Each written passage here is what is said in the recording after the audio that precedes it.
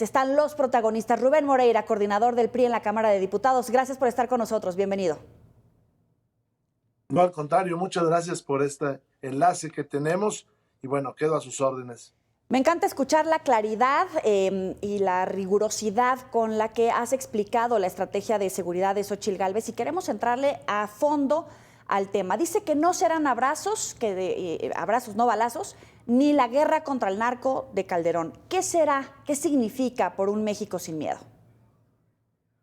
Bueno, lo primero, el primer punto de la estrategia, que son 15, de Xóchitl Gálvez, es muy claro, que es actuar.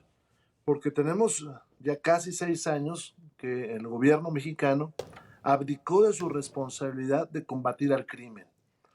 Ustedes ven que los operativos terminan en liberar a los delincuentes o en recibir incluso humillaciones los miembros de la Guardia Nacional o del Ejército.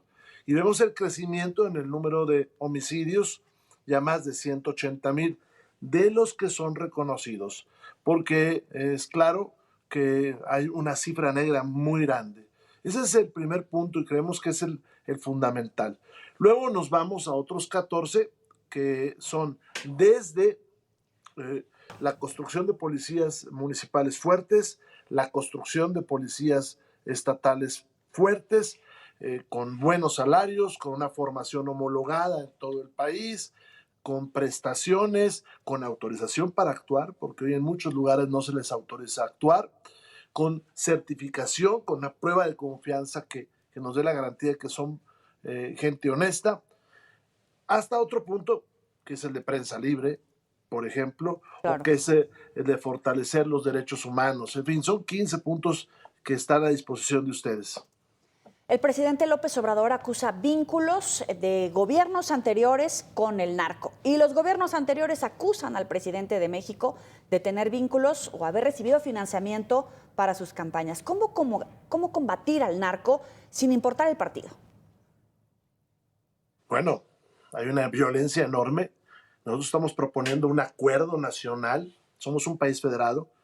Entonces, estados, municipios, federación, y una voluntad para hacerlo, una buena distribución de responsabilidades, incluso fijarnos metas de disminución de la violencia, de captura de delincuentes, de operativos, de construcción de policías, de arreglar la Guardia Nacional, que ya es un galimatías, eso que pocos entienden, Sí. de que podamos destinar recursos desde el Congreso a todos estos temas, a las instituciones encargadas de la seguridad, fortalecer las mismas. Se requiere un gran acuerdo.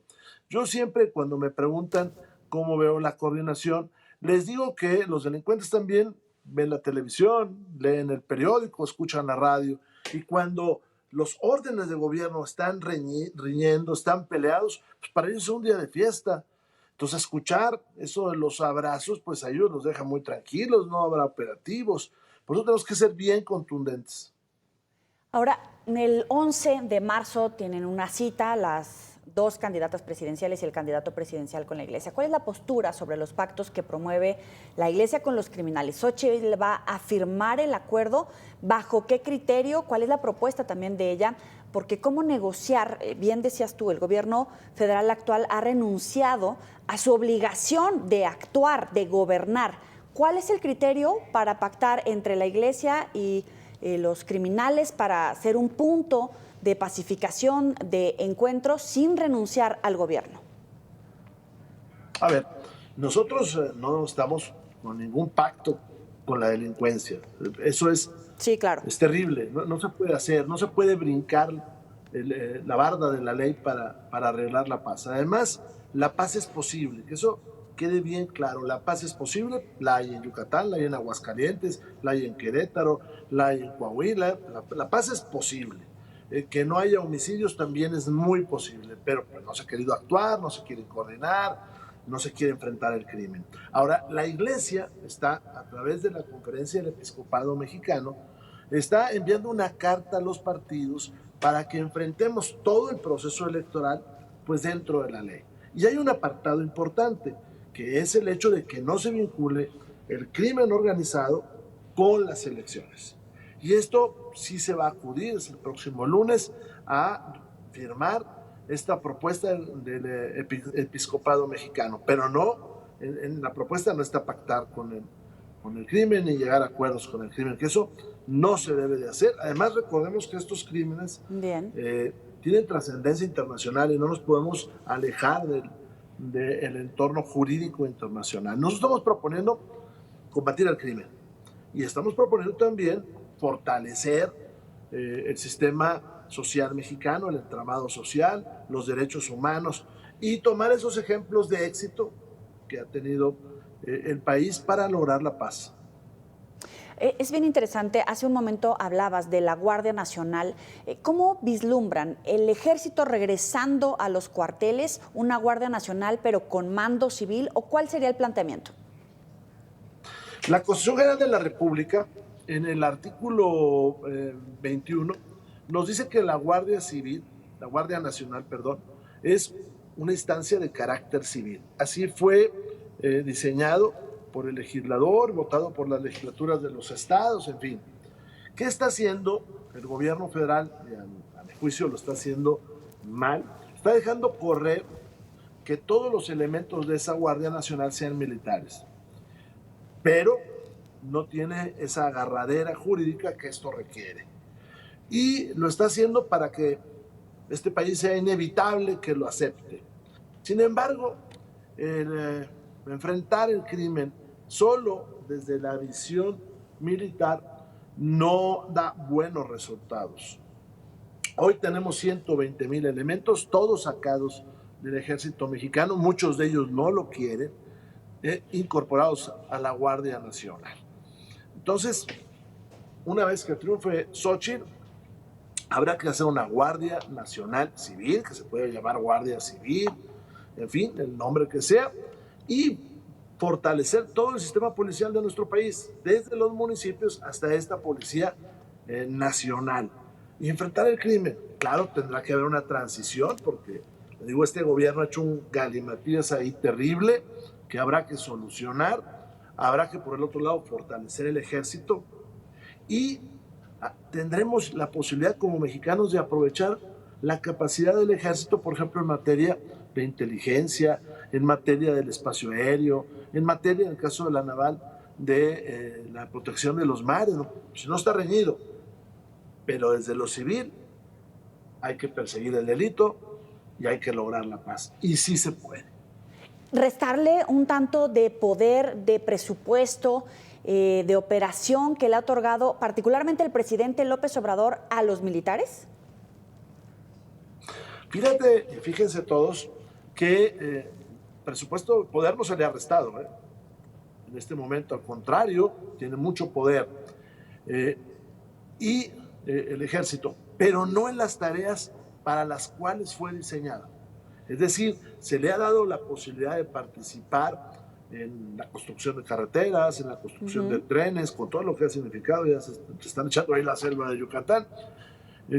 Se le ha dado esta parte de policía y ahí hay mucho presupuesto.